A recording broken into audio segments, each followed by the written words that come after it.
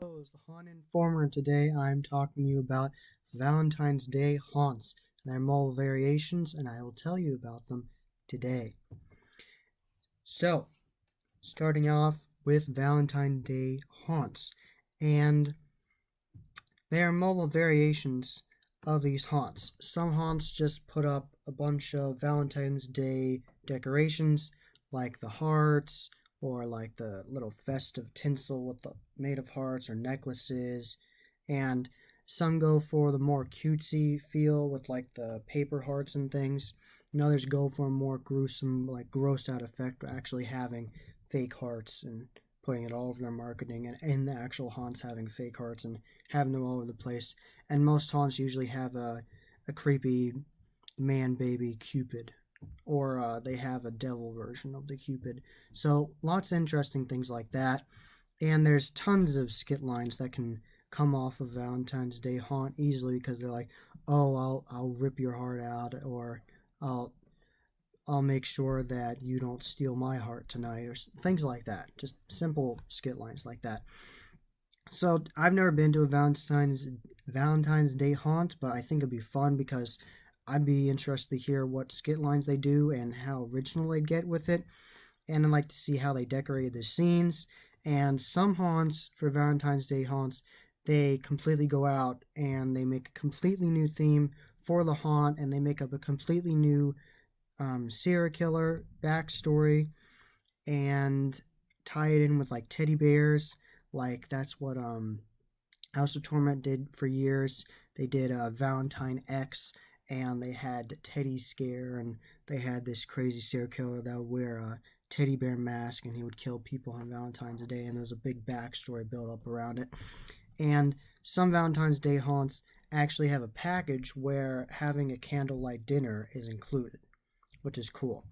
And a special blackout version of haunts for Valentine's Day is they give you a LED candle.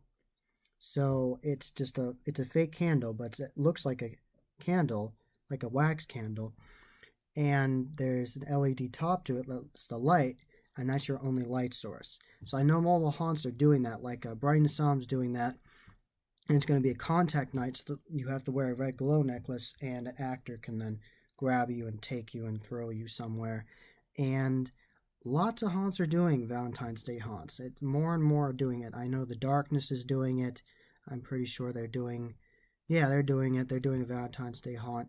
So lots of places are going to do it. I won't be surprised if House of Torment does Valentine X again or something similar. I know I found out that the Scare House for years did the Basement, their 18 plus extreme haunt, as a Valentine's Day, a special edition of it, but I found out this year they're not doing it because they're doing such extensive changes to the basement that they can't have a complete show the way they want it. So they'll do it most likely next year in 2020. And there's lots to do with a Valentine's Day haunt. You can go with the blackout haunt way route where you just have the light, or you can go even crazier and you can go with like a hood, put a hood over someone's head, and you are stuck with your partner or whoever you're dating, and you're stuck with just them, just the two of you, and then you have to grab onto a rope and just find your way out. I've heard that idea too. So there's lots of ideas that work with this, and like I said, there's like the real hearts that like throw that at you, or have the scary teddy bears.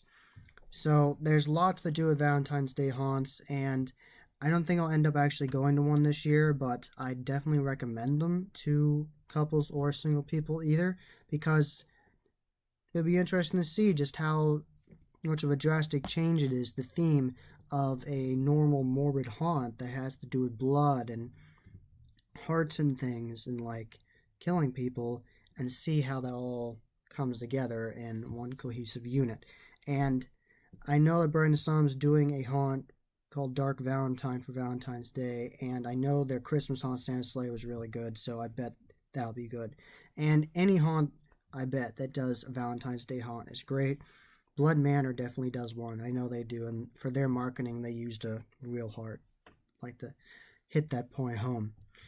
And that was the Haunt Informer. I hope you enjoyed. Subscribe, and I am on social media I'm on Instagram, Facebook, and Twitter. On Facebook, I am The Haunt Informer. So again, The Haunt Informer. On Instagram, my username is Haunt_Informer. So again, Haunt_Informer. And on Twitter, my Twitter handle is @Haunt Informer. So again, @Haunt Informer. And as always, happy hauntings.